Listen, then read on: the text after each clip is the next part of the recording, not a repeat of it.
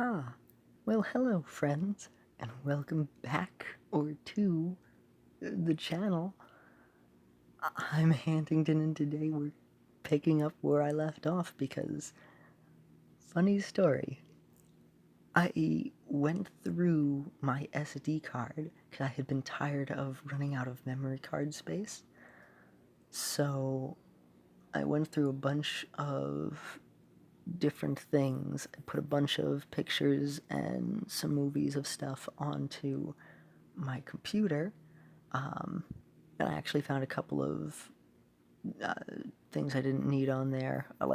There were a couple of recordings that I had done that I just never deleted off my phone, even though I put them up, and a couple of other videos that I had recorded back long ago. I just forgot that I had on here and just forgot to upload, so I have those in another file. So over the course of a while, you'll end up seeing a couple of other older episodes and stuff that I had done but never put up. So I had been able to clear out a good amount of space, so I finally don't have to worry about running out of. Not like I could record more than one long session at a time. The issue was that when I had taken it out, for some reason DU Recorder switched back to using the internal memory, which I have far less of, so it ended up just cutting out, which I rambled on quite a bit in the last one. I just pulled from the gotcha and that was it for 20 minutes. Didn't really do anything else, so this is going to be part 2, essentially. This is where I'll actually show off me completing Sugerteara without ever needing to be eaten by the angler. So if anybody else is not okay with those kinds of levels like I am, this will be the walkthrough for you.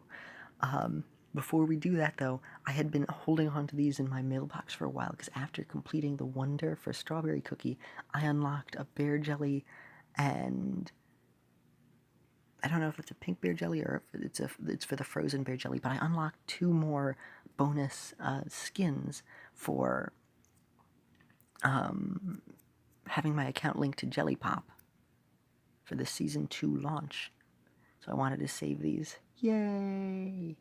And now I have those, and we go to the Jelly Atlas. I have a completed set. Here we go. Doopy-doo, ba-doop-ba-doo. Oh, also, I got a credit from Google Play. I also have the Google Play rewards thing, which I've been able to earn some credit on for that as well. And it'll expire in a few months because this year has both flown by and trudged on at the exact same time, where it feels like everything has been going on forever when I look back on it, but time just is zipping by so fast. So with the Google Play rewards, as long as I make a purchase of something that's over $2, I'll be able to get $2 credit, and then I can use the other credit that I've been earning that lasts for a year, and the other credit lasts for a month. What I'm getting at is I can use that to buy the Cookie Run Royal Club membership. Because typically I don't spend money on app games and stuff, but if I have saved up credit that I essentially earn just by filling out surveys or get a bonus from Google Play, I want to use that. So, excuse me, I might be able to get a month of the membership, which would mean I'd end up getting the jelly set for the Royal Club membership, which would be really cool. There it is, there's the Royal Club. Yay. And waiting this long actually works out because I think I'd also get the additional Frozen and Giant, not Giant, the Frozen and Rainbow Bear bonuses, which are new. They were newly introduced. Let's see. As you can see, it was normally just the 4, and then the other 2 were exactly the same. There we go. Look at that strawberry set. Yay! Awesome. Why is there 2 for some reason at the moment? I don't know. Oh, so I got the pink bear jelly and the giant bear jelly. Interesting. They were locked behind the other thing. I didn't even realize that until I had gotten them in the mailbox. Let's see. When I get one of the royal jelly sets, I may switch out one of the nice to meet you jelly sets. Because I have both of those activated. So I'm not sure which one I'd switch out. I might switch out the basic jelly. Because I'm getting a little bit tired of that. But the other ones I enjoy. I like the giant bear jelly that's derpy and looks like Pikachu. And then there's this one, the Sunken City Tour, which I almost am not going to complete, but I think I might be able to just squeak by. I actually had been playing this a bit less. I wasn't able to do as much of the friendly run as I would have liked. I think some people had even requested it. I'm sorry, basically I focused on the other things, and if I was going to complete something, I'd end up doing the custom runs, but I've been very busy. I've also been feeling rather under the weather, very disheveled, and just very out of it. I've been in a funk for a while. Not the cool funky kind of funk, but the kind of funk where it's just like it's been hard for me to be able to like draw a lot and keep up with even just like my closer friends and other stuff. Look at that, we're one away, but I imagine if we do some more stuff, I'll be able to get just enough. So I actually had spent some crystals in order to give me the boost that I needed to get a little bit further. Please check season results. There we go. Ah, yes, Champions League. Let's see what we got. Did my place go down in the meantime? Of course it did. 10.1, 0.1% lower. I was at 8.7 like a few hours before it ended, and there's always a bunch of people last minute who get the best scores, and then they kick me right out. Luckily this season I believe I did get into the gold, so I'll be able to get into the Grand Champions League, or get like a special ticket or whatever. But I always miss out just the tiniest bit on the gold. Here we go. Jelly. Oh, I have an extra free one. Do I? Yes, I do. Supreme pet egg. What will I get? More lantern jellyfish. I don't know why I am saying this to the Undertale Asgore fight. Probably because I finished editing it a little while before with the Michael Panda Plays series. And it's in my head a little bit. There we go. And even if I get 40 from another egg, I'll be fine, so I don't want to use up my spirit potions just yet. I did use some of my crystal points to get a couple extra wave drops. I may need a few more for the, what do you call it? Dreamcatcher, because they're getting rid of the City of Wizards breakout. They're going to be swapping that in for an, I imagine they'll probably bring back the Millennial Tree one, or if not, maybe the Yogurka instead. But they're swapping that one out for the next update. I haven't finished watching the update yet. I had just pulled it up. I love the new cookie. I love the spooky theming, and I think the cookie's really adorable. I love it so far. I'm really excited. So I'm looking forward to that.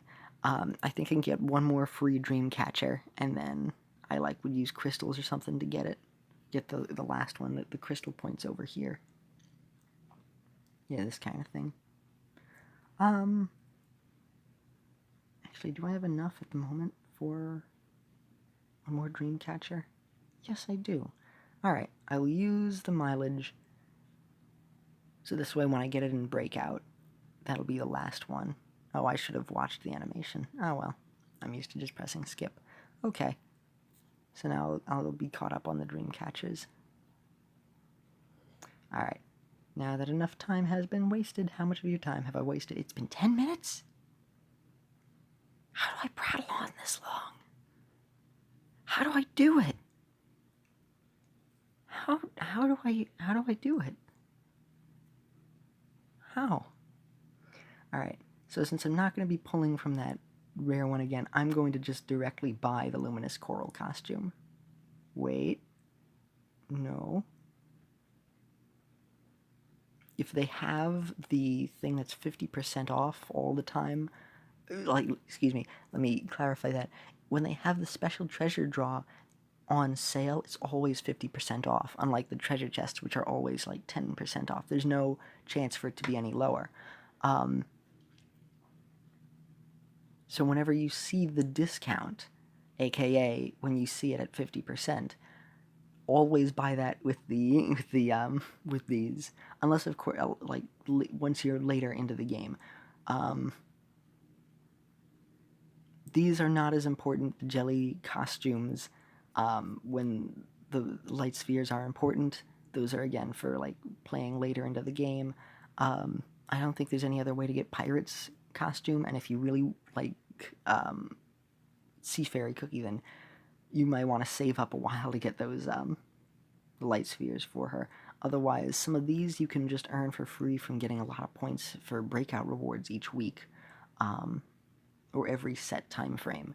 So these are useful. I think they're good to unlock if you don't have that many crystals, because just by playing breakout over enough time, you'll also be able to get stuff just like the crystals. When you get more powerful and you do breakout continuously, you'll be able to earn more crystals and earn more legendaries that you can win, which are one of the best ways to like be able to boost yourself as time goes by. This way, that's just one of the best ways to be able to get stronger over time. So some people had asked me which ones would be best, from the list of things. So I would say, so I believe some of them, like I think you can only get Ocean Dragon by unlocking them from here first. Any of the things that you can only unlock by using these points, you should focus on first, because I think the only way to get Ocean Dragon is by doing this.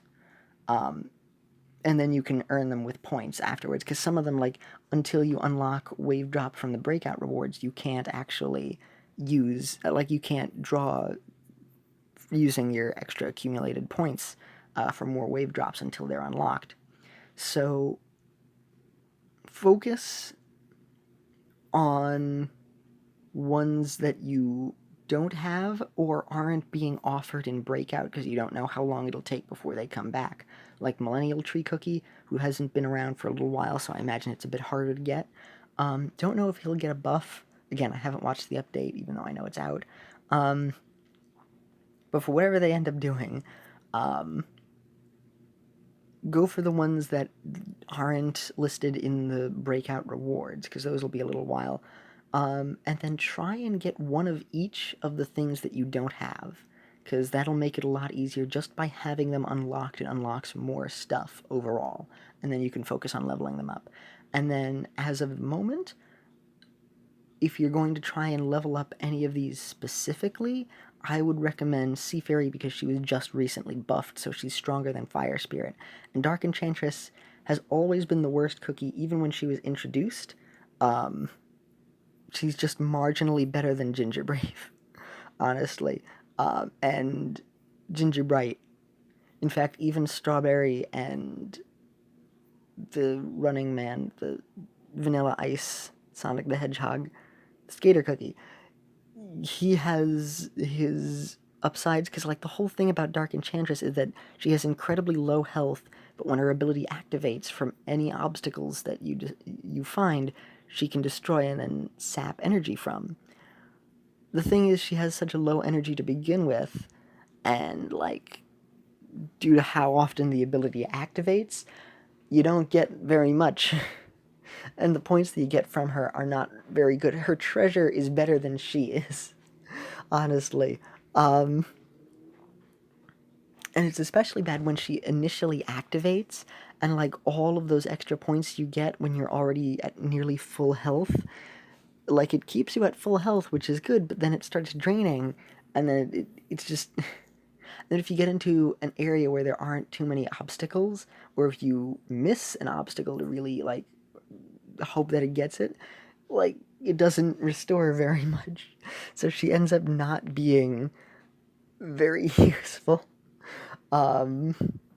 even in like the thing that I imagine had inspired the custom runs where they had done the randomized thing on like a live stream once for the Cookie Run YouTube channel where Micmac and one of the developers had been uh, doing stuff.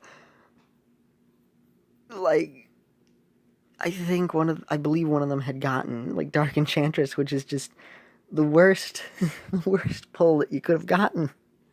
So don't try and go for Dark Enchantress. Aim for Sea Fairy Cookie because she was just recently buffed. Um, but try and go for one of each of these. Anyway, so now I feel like I was talking forever about that. That has been less time than I did earlier, which apparently I had been talking about even more things. In terms of the cosmetics, these could take a little bit less of a priority, um, like if you really need. And then the items, the Full Moon Pearl is very important in terms of items in general. Um, Again, if you're later into the game, always focus on getting those full moon pearls because you need those. It's like the embers in the guild run, you need those to get the magic candy. And once you max out the magic candy, never buy them again. Because they're essentially worthless unless they add in some other way that you can like exchange them. Because it's a real waste when you just directly exchange like legendary items. I feel like these kinds of things were like the full moon pearl, the fading ember, the lifeless little stars. I feel like they should be in a legendary tier because like the only way to get them is through like the really rare drops in like Champions League and other occasional places.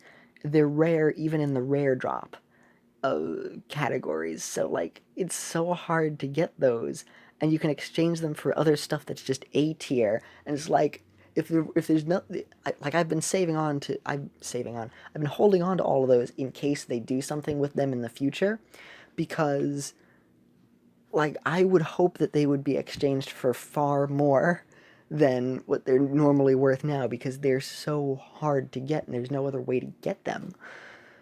So like they're some of them are still classified. Even like the super ingredients, like when you fuse the two weaker ones together to get the bigger one.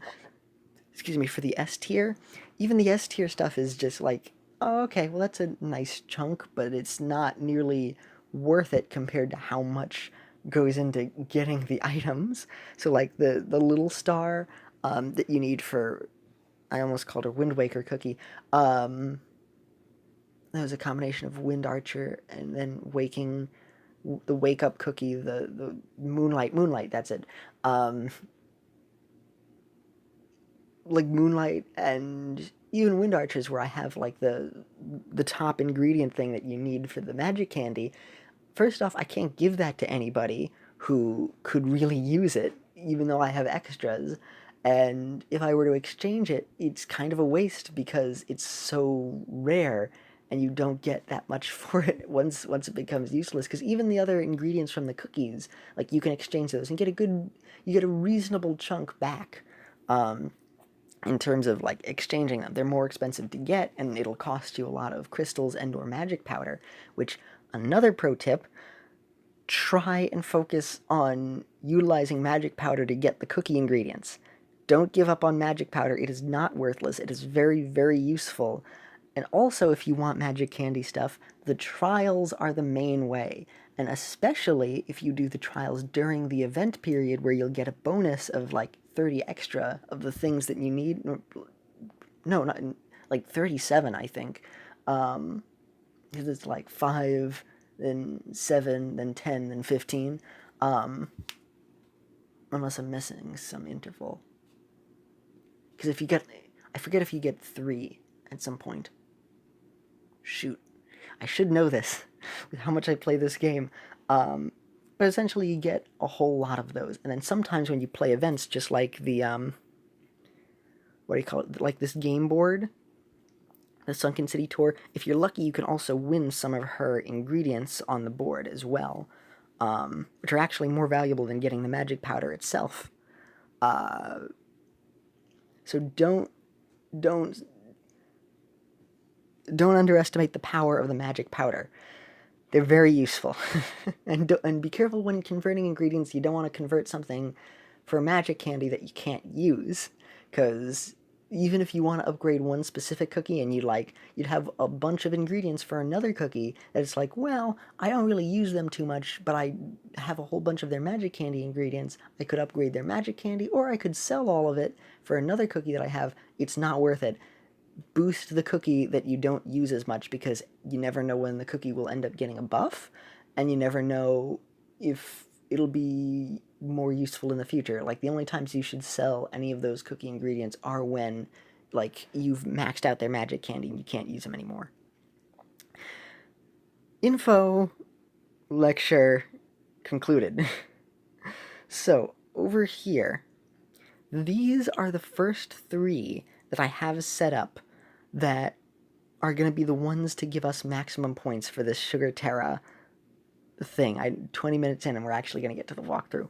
But this is what I found so far. This is what seems to work. So I got all 3 of these over here. You can see the levels of magic candy that I had. Actually, I had done it before when she was at level 1 magic candy, so this will actually be a little nicer. I think 1 or 2 of them had been upgraded slightly as well. So again, this will actually work out a little bit more in my favor. So these 3 with just this set of combi stuff that I have seems to work. So I'm like, it's working. I don't really want to change it in case it doesn't. And then afterwards, the key is to stop the run at a certain point where, like, this Kraken, which is right before the thing, it opens up the door, drops a ton of these frozen bear jellies, and the checkpoint that it'll respawn you from lasts for quite a while. So you can go through a decent chunk of the level, die at a certain point. I was able to get that point. I hope I remember it. And what's important is that you have a cookie that when they start out using their ability. So you don't want a cookie that has a long-term ability, like, you don't want lobster cookie after the initial 3. The initial 3 being if they're maxed out, and they can go very far, because if you have lower grade cookies who can't run as far but would give you a whole bunch of points up front, you'll also want to try and focus on them. Because there are certain cookies like Pink Choco Cookie is one that would give you a lot of points and is very useful continuously on the run, similar with Cocoa Cookie. Cocoa is not good for our strategy, unfortunately, because her ability is going far and earning a whole bunch of points over time.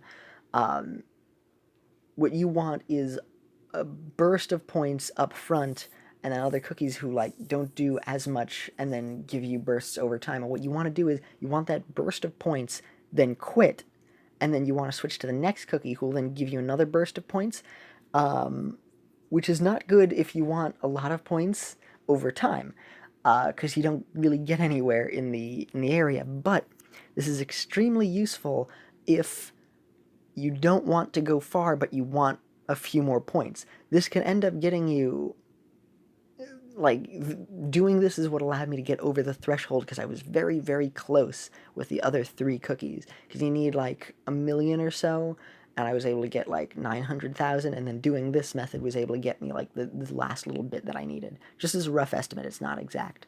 So for the ones that I had been using, I used all the ones who have been buffed. Pancake Cookie is one of those that works best long-term, but also gives you a bunch of points up front at the cost of, like, him having pretty low energy overall.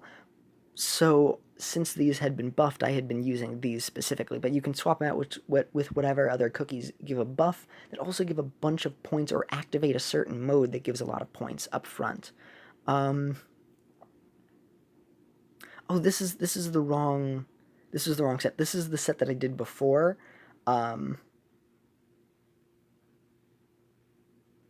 This is the set that I had been trying out with. So it's almost the same.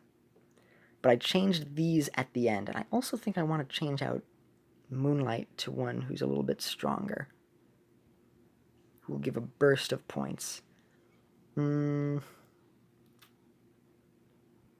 Who have I not selected? Yeah, apparently, yogurt cream had been buffed, but I don't remember when. I think she gives more points. I think she gives a bit more burst of points than Moonlight does. Moonlight is another good one that gives you points over time. And the other pets that I have on the right are pets that will give you points for, like when you end a run, if they still have their shields. They give an exorbitant amount of points, which I didn't use them the first time, but I still managed to get it. So I'm using them now because if I start a run and then quit, there's no chance for me to lose any of those powers, so I'd be able to get a burst of points right up front. That burst of points is almost worthless if you do the strategy anywhere else in the game, but if you're essentially going down kamikaze style, getting a whole bunch of points when activating a skill and then just ending it right there when you don't want distance, that is very useful. Let me see. I would want a pet that would just give a burst of a boost. I don't want any other pet that would give other stuff. Or, oh, you know what? Maybe I can just use her pet and the combi bonus would be useful. I'm going to go with that. Let's see, where is your pet? I don't remember. What'll I get? There's your pet. No, it's the anchor. One right below. There we go. Alright, perfect. So I will use this set over here, Little Ghost, and then the little mini donut. They will give you points for unused lifts and unused shields. So I want to save that. I have just, again, you can do it with any other boosted cookie. I want to load my current set and save it, just in case anything happens. There we go. Nice and saved. Okay. Alright. So we're going to give this run a run. And I wanted to do this during the ×2 light sphere event before it ended, because unfortunately I'm missing out on like 600 light spheres by not going through the angler, but I'm not going through the angler. Good old Jujubee is extremely powerful, luckily. I'm very happy about that, so he's very useful. I'm glad they did him justice. Oh, you should get those bears. I want that bear. To quote that movie Alaska, which I remember years ago the Nostalgia Critic had reviewed. Oh yes, let's pause, let's not do what we're supposed to do and watch an ad. The Sense Us. Sensing us, buenos dias, sensing us. That's what he said, buenos dias. I'm not reading the rest of the things. Look at these folks managing during these tough times, wearing their masks and being diligent. Look at that census. Oh, look at that Advil in the background. I wonder if New York City was allowed to do that, or if it was just there and then Advil is just like, okay. Either way, we got a reward. That's a good reward.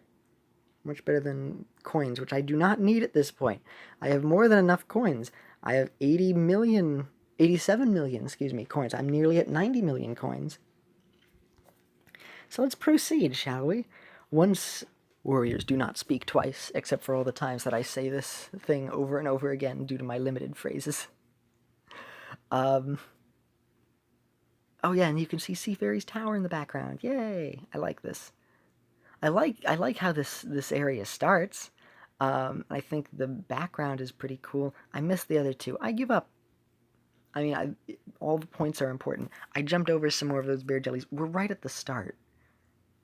If I'm ever going to be petty over points, this is the time to do so. I do not need permission to pass. Maybe a lot of people act like that, but they really do need permission. So I wouldn't say that that's one of the things that you need to spread around there, Jujubee. A lot of people already feel entitled enough. Whoop! Oh, well, I didn't get hurt in that, so I'm taking it. This is as good of a run as I'm going to get starting off. So I will take it. I will take it. I forgot the thing I was saying earlier on. I don't remember. I said I don't remember. That is not the words how I normally pronounce things. I like the way that these whales are like platforms.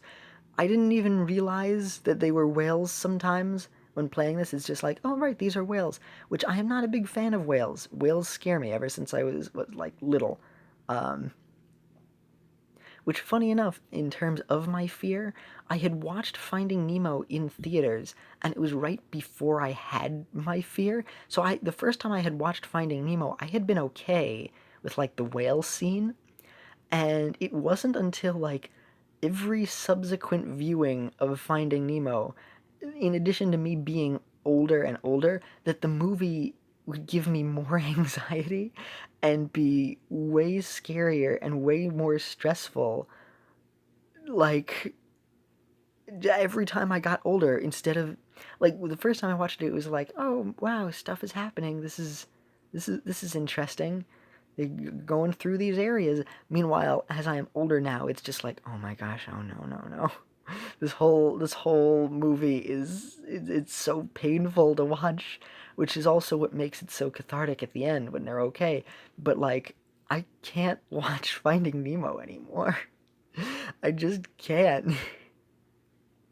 I've seen chunks of it on TV, and I'll watch some chunk and I'll be like, okay, that's enough. I can't watch this anymore. Just because it's scary. Bravo to Pixar. I mean, it's amazing. I love it, but at the same time, it's so scary. I have yet to see Finding Dory, but Finding Nemo is so scary. I remember the when I later it had been on free TV, and that was one of the few times when my parents had let me stay up like really late, um, because we had seen it in the theater. So they're like, "Oh, it's Finding Nemo. Oh, we can watch this." So we were watching it like on ABC, and it had been really dark out. And of course, what happens is that my father has our living room light on a timer to save on like electricity and everything. Um, he's done that for years, so the light in the background will go out at a certain time of the night, and it had been set, I think, a little bit earlier, probably due to like daylight saving, so it went out even earlier than it usually does, and so that had gone on. So it was at the dead of night. The only other light was the street lamp outside our house. Um, oh, now you're dead.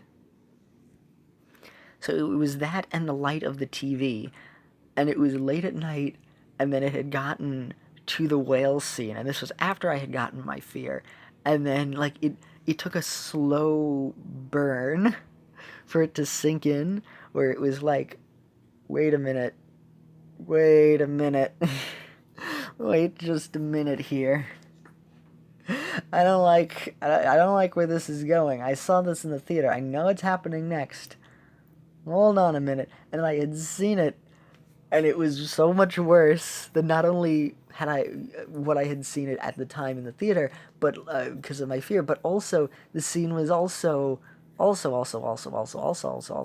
Sorry, um, I said it a whole bunch, so I decided to say it a whole bunch more, so this way it would become so awkward that it would loop around. Ooh. Um. So I saw that scene, and I was there was parts in it that I didn't remember, and it was extra scary. And I really didn't want to watch Finding Nemo much after that. Um, I don't even know if we own it, but like I had been scared, and my parents were like, "No, just watch it," because what had happened when I watched it in the theaters was that in the background with the projector, I could see a tiny version of the movie playing as it was reflected on the screen. Um, and because my parents are chronic not listeners, even though I had told them in the theater at the time and for many years afterwards, and I even tell them, well, my father at least, not my mom anymore, but like, I even have to tell him now over and over that I hadn't been distracted in the theater. I had been watching the movie. I was just fascinated by the tiny screen because it was my first movie. And I love miniatures. So I loved the tiny movie that was playing like backwards that you could hear the full sound for. And I told them, no, I'm looking up at the movie in the back, and like if you looked, you could see that the movie had been like reflecting off of the glass. So I was saying, look, it's the tiny movie that's projecting. I knew what projectors were. Um, I'm looking at the tiny movie and in the back, it's projecting. And then they were like just watch the movie or face forward. Um, and for years afterwards, they would recount how, oh, and you didn't even bother to watch the movie, or like you didn't watch the movie and you kept turning around in your seat. And I have to tell them, no, I was still watching the movie. I was watching it on the tiny screen, and then they made a big fuss, angry at me in the theater and all, because of course they have to. I am in a yellow submarine. Gotta avoid the bitter bear jelly. I don't want to go to the angler. It is very scary, and I don't like it. The whale in Finding Nemo is actually less terrifying and gory than the angler. I actually think I'd prefer watching that scene over playing the angler simply because the angler is much more gory and it's really scary, and I don't like it. Now I'm out of the yellow submarine. I wish I could stay in the submarine. Please, why can't I just stay in the submarine? We're in the sea expanse. This is really not the fun part. um, but like, yeah, so, whoops, I got hit there. That might not be too disadvantageous. Oh, I got hit twice. That could be disadvantageous. Shoot. All right. Oh, okay. Once I see the Kraken, I'll know that's the point when I should stop. Oh, there it is. There it is. There it is. It's in the background. It's looming. It's looming. It knows that we're here. It knows that we're here. Those are dead fish heads. It's like the scene in the SpongeBob SquarePants movie, which I was okay with that, even though that was around the time of my fear. I had gotten very scared of that scene, and then it turned out to be okay afterwards. Um, which I much prefer, even though that's not actually an anglerfish, that's a frogfish. When I was younger, I thought it was an anglerfish, a la Finding Nemo. Um, oh, and now they make dead fish skeletons. Yep, yep. Which I would be okay with a little bit more if it wasn't for the fact that I know it's coming. I know it's coming. Oh, good, tiny eels. Oh, thank you, other eel that's just there. I love the ocean, but like it's so scary. It's like an alien world, but it's on our world. Okay, oh. Okay. Fly up. We have 800,000. Okay. Alright, we should be able to get a few more after this. We'll be okay with the Kraken. The Kraken happens like in the second half of the level, I think.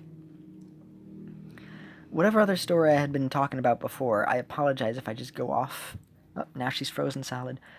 I forget stuff sometimes, so I can't quite remember what I had been saying before. Alright, this is where Operation Motion in the Ocean begins.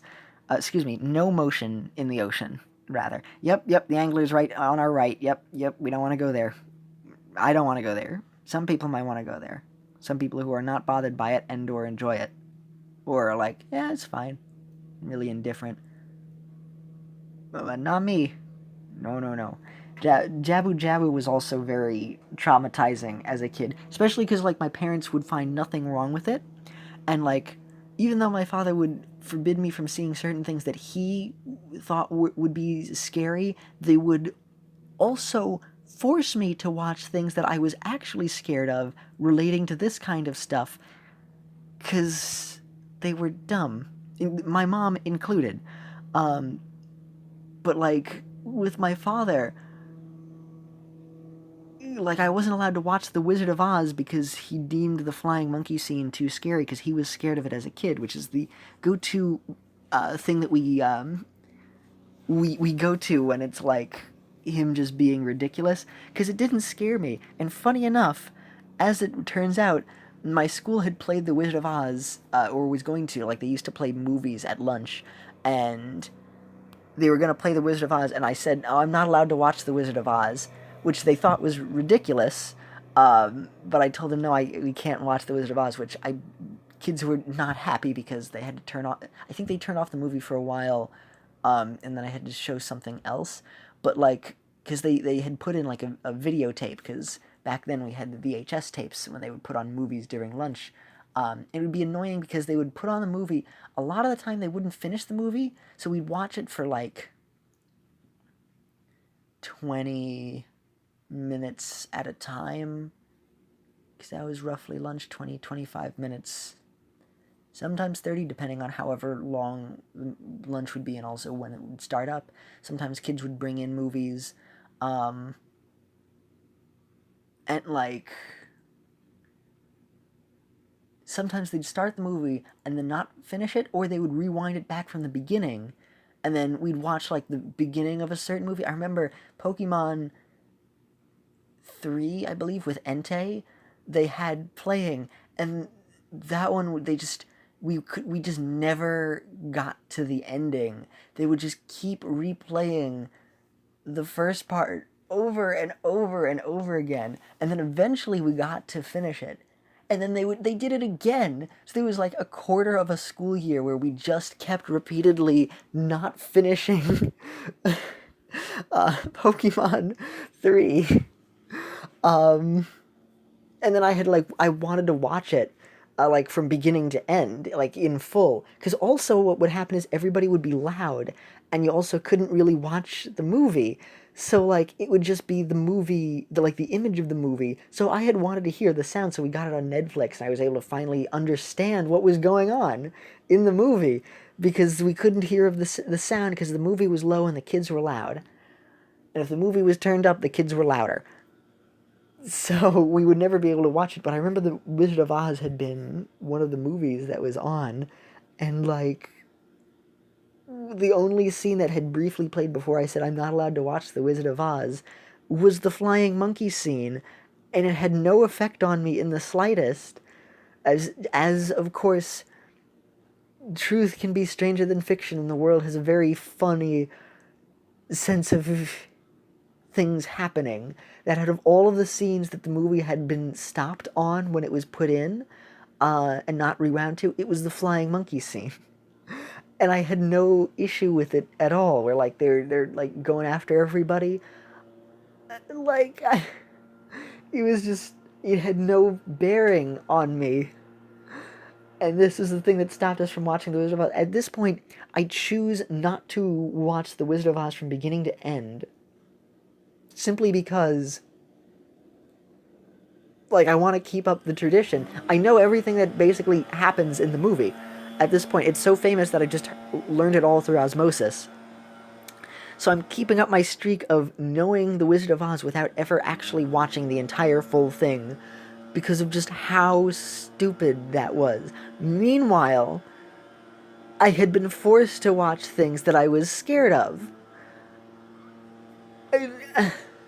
Like, I had been scared of Jabu Jabu, and I was forced to be there while they played through it. Like, my father had played through it. My sister had been okay with it, because she would be kind of on and off when we were younger. It's like, it would just kind of be a thing that was on where it's like, okay, it's here. And what was also annoying was that we had trouble with the dungeon, because we couldn't figure out that you were supposed to throw Ruto onto the platform to get the sacred stone. So, like, oh my goodness. I'm on edge. Of course it had to go off. It has to go off. Why does it go off all the time? I hate it so much. What is the time? I need a time check. Hold on, let me pause. Okay, I'm gonna play with the comforting white noise in the background. Just because this gets me on edge. I was okay with it before, but I have goosebumps at the moment. I am stalling, if you couldn't tell, but also, you might not have been able to tell because I go on rambles anyway like this without playing the game. But, like, we had so much trouble in that I had many many, many nightmares with Jabu Jabu. Um, was not a fan. In fact, part of what had made me like Cookie Run in the first place was that I had found a game that somebody had made of it on Scratch, of the original Ovenbreak. And I loved playing it, but I was scared of just the looming mode right next to it of the gut check, which is one of kudos to Dev Sisters for being able to make it child friendly and also exceptionally gory. Because inside the Witch, I don't know how they got away with an E10 rating, because the game should have been T for that mode alone. I think it was like E10 from stuff earlier, and then it just, because like, oh my gosh, it is just, it's so horribly disgusting. They're bursting many things, many organs which also should not be there, are just bursting and bleeding and leaking stuff, and it's so gross. And like, I remixed it to get rid of that mode, and then I decided I want to build it up, and it helped make me more excited to work on like app style games, even though it'll probably be a while till I work on like an app game that's sort of an app style. But it was like my baby, working on making the game and adding in a whole bunch of other features, and I just really loved the game and working on it and everything, and just making up my own lore for like the characters which I didn't know of because I didn't play Cookie Run. It was like either Cookie Run or Ovenbreak, and I liked Ovenbreak. And I found, once I had gotten a phone, I was like, oh man, I want to download Ovenbreak on it. And I found that they had, only a few months before, released Cookie Run Ovenbreak, which was a fusion of the two, which was perfect and everything that I could have hoped for. And it was a small game then, and I had like played it earlier, and then it just kept getting updates, and it became even bigger. And now their YouTube channel is at like 300,000 subscribers, and they get deals with Google Play. Like, they're not an indie game anymore. They're like a bigger game while still having like heart and still care about the community and still feel like they're smaller and wanting to just continuously improve and just be a wonderful experience that I am very, very happy to be a part of. And I just love how they keep improving and keep working harder and harder. And I love it. I love it so much. It's one of my absolute favorite games. And so it ends up being this wonderful, like, comfort and thing that I would do to, like, relax in my spare time to try and de-stress from everything. And then the anglerfish happens, and it's the first time since The Witch that they've ever done something like this. And they flex their skills. It's less gross than The Witch, than being inside The Witch, but, like, whoo, doggy. It absolutely triggers me. It is like, it's the things that just, it triggers me. I can't do it. I can't go back. I went through it traumatized and in denial that it happened, and I was able to get through that one time. I am not doing this again. So now that you have proper prefacing, we're going to try and earn 200 million points in the span of all of the other cookies that we have, and by not going into the next area.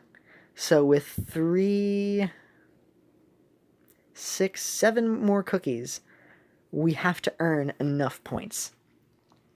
And each one will basically give us like about 30 million points per activated skill. So that's about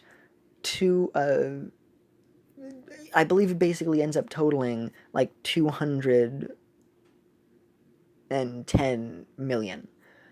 So we can just barely get enough points by just activating the skills, and then by getting the extra bonuses from the other pets that give you a bonus, like a massive bonus if you end a run in some way, whether by quitting or by dying or losing or something, or just running out of energy, you'll get points. So let's give it a shot. This is the riskiest part. If you close your eyes, you can hear the ocean. Now, we can actually go a little bit further because we're going to try and get up to the Kraken at first. So we'll do our best. This will give us some more points, which will be good. You can't see anything. Something about just like this whole area just unnerves me so much. It just really freaks me out. It brings back Finding Nemo scares. I think the thing that I was scared the most of in the movie had been, funny enough, the anglerfish. But I also thought it was cool, where it was like, whoa, because I had never seen an anglerfish before. I didn't know what was going on. This is the point. All right, we're getting close to it. We can go a little bit further. We'll want these. I had never seen anything like it before, so it was also cool because it was like stuff about the world that I didn't know because I was I was 3 when I watched it essentially. Then I had been like 3.5 when I had gotten my fear or so. All right, we're getting to the point. It'll happen soon. So at first, when I had been playing this, because I didn't see anything else, I was like, oh, it's in the deep. There's a pile of monsters. There's a kraken coming down. It'll probably be like the sea level with like the hungry sea monster, where you just kind of go through that area, and nothing happens. Nope, there's an angler. So we can see up on the top there our progress. We're getting close. Okay, there's a potion. Okay, there it is. This is the part. Alright, we're going to end our death here, just to play it safe. I was able to get a lot more points by ending early with Sea Fairy and going a little bit further to activate 2 more of Peppermint's abilities. So I may want to try and remember that for the future. That could be good. That could be very useful. If I need. I don't know why I exited out. I didn't want to do that. But since I did, I'll get the last surprise gift. This was not my intention. I just stopped it there for whatever reason.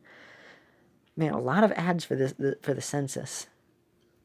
I mean, yeah, it is the every like 10 years thing, but like I feel like there weren't as many ads, or at least maybe I just hadn't been.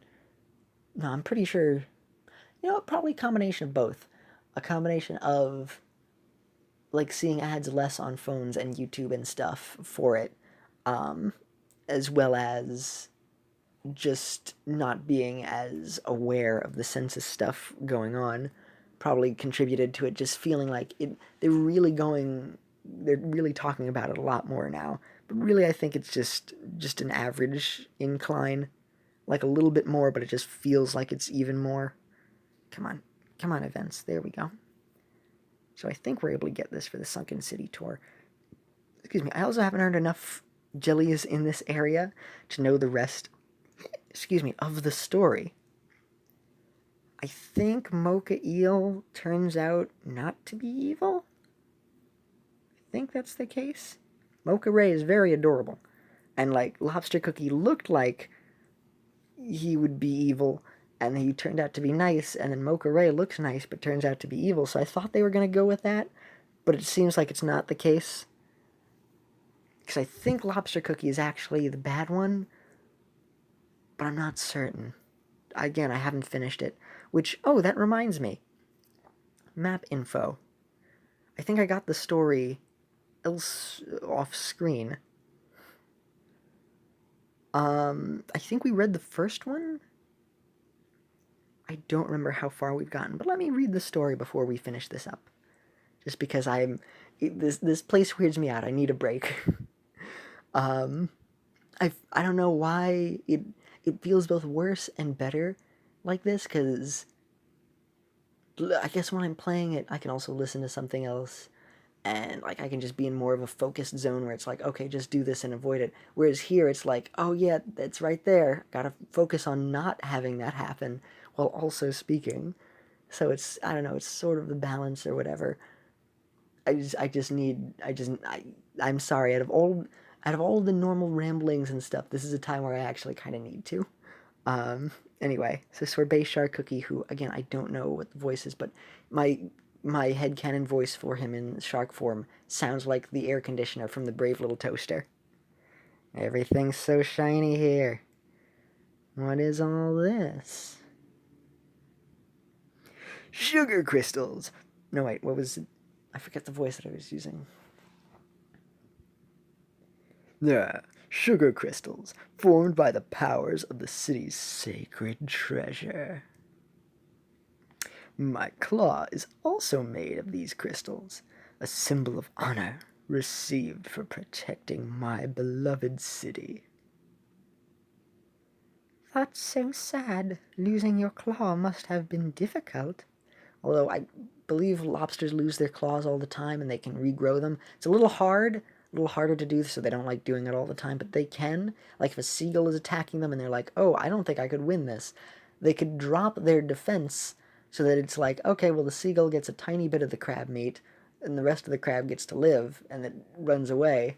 I think they can do that as like a distraction. Which is why Mr. Krabs in SpongeBob, if you didn't know, will sometimes drop his claws off and then run aside. Because there's a lot of other little subtleties in SpongeBob that are about sea life and stuff. Because Steven Hillenburg was a marine biologist and he loved that kind of stuff. And there's also a slight more bit of that those kinds of little traits that happen when he came back to work on the show a little bit more before he had unfortunately passed away. Like with Squidward finally showing that he actually can use ink, even though that episode wasn't exactly the best. And a couple other moments where it's like, oh yeah, they utilize the fact that they're fish for other things. Because the only other time they ever did stuff was like one episode where Patrick could regrow limbs a bit more because he was a sea star, and most of the time they just kind of reused the stuff that was pioneered in the first 3 seasons with the stuff that SpongeBob could do. But it's like one of the cool things was utilizing what makes each of the animals and sea creatures special due to them having like sea powers, and a lot of that was just thrown aside, like for a lot of SpongeBob going forward. It was just end up being like whatever weird things with a fish theme over it, which is also why it lost a lot of its magic. But managed to get a little bit of that spark back when Steven Hillenburg had been there, which I was so happy about. And hopefully the team will be able to make a few more good seasons, or at least more episodes afterwards, having been around him for a little while and had been refreshed with like the spirit of SpongeBob again. Anyway, back to this. It was it was merely a flesh wound. I will gladly sacrifice the other to keep the esteemed city safe. Plus, it's a really cool claw. I can think of myself as the Full Metal Alchemist, Edward Elric, with my crystal claw. We have Alchemist Cookie who exists in this world. Alchemy literally exists. I could be Edward Elric. Oh my gosh, why am I protecting Sugarteara when I could be Edward Elric in this world? And that's why he turned to the dark side.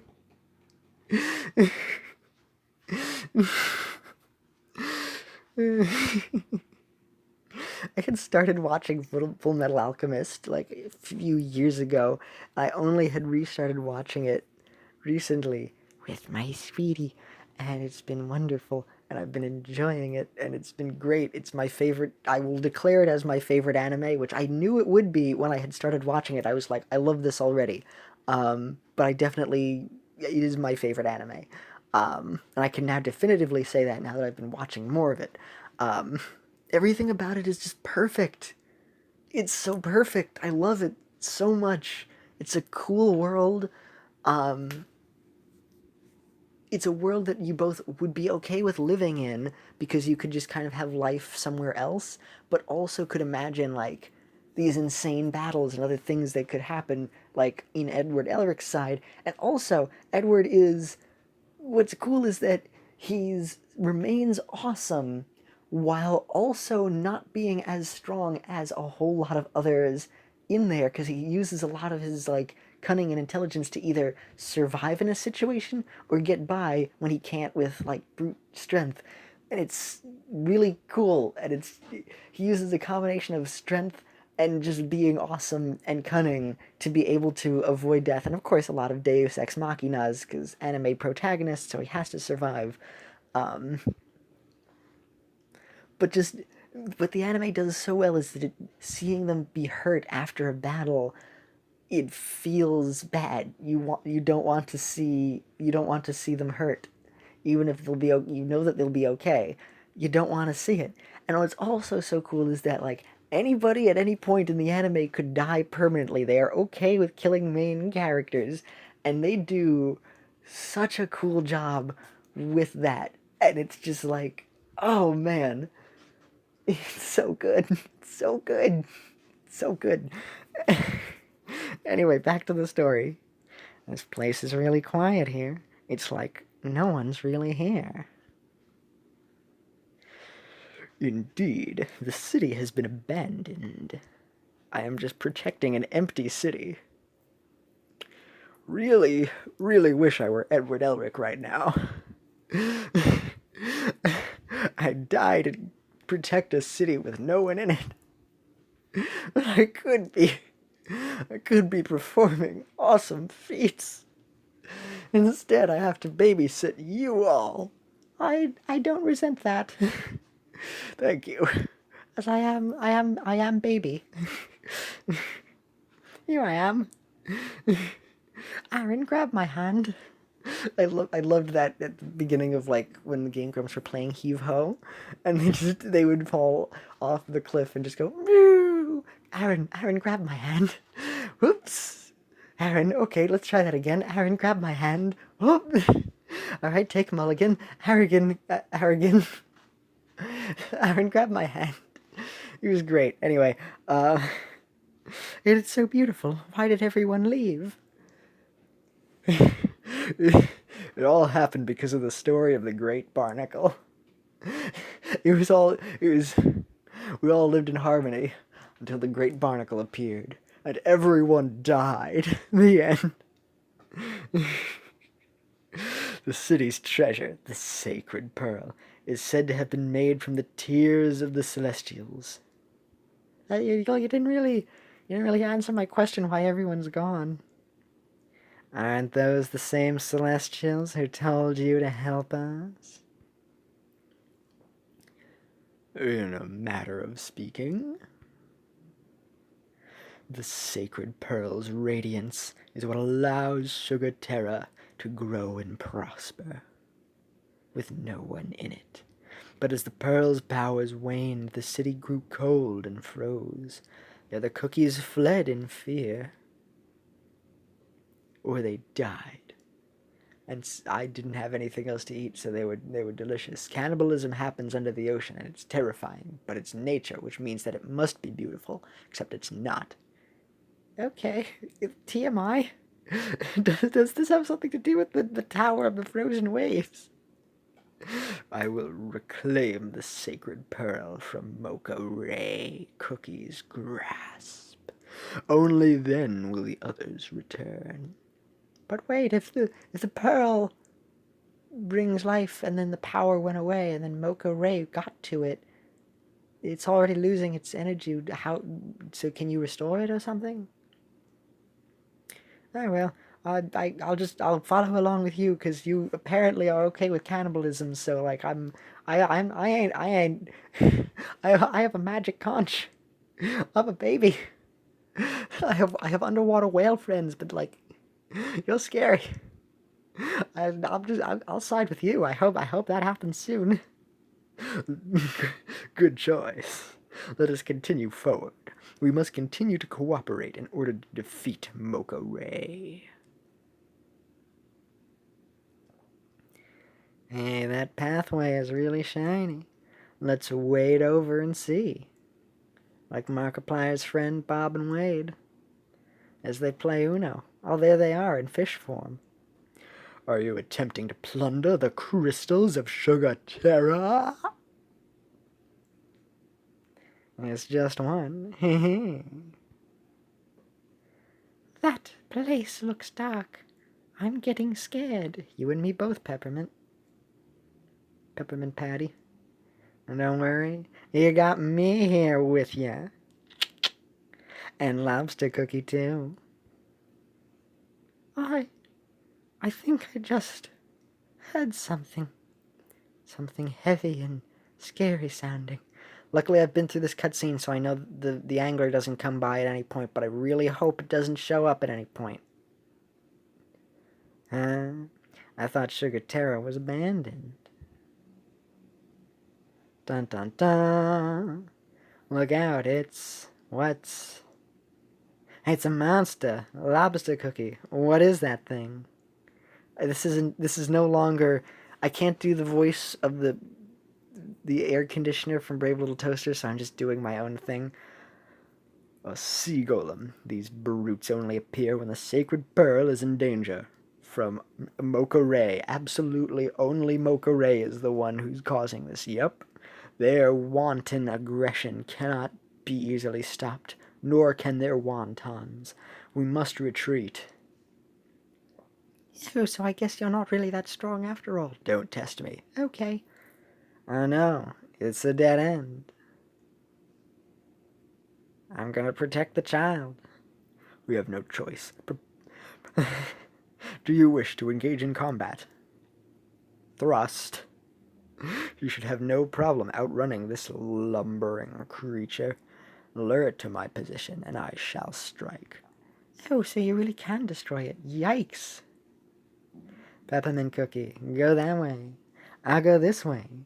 And if the golems are that slow, we won't have that problem. Okay. I'll go along with this. I don't really know what else to do. This is all I'm way in over my head. The golems are getting close. Peppermint Cookie, run now. It's a long cutscene. I forgot how long I hit skip. No, I hit skip on the next one. I went through this one. And then I did both. I went through this, realized it was long, and then I skipped it. That's right, I remember now. It's all coming back. The angler could be at the end of this, actually. I didn't go through the whole thing. Same with the next one. Oh no. I gotta go. Shoot. Yeah!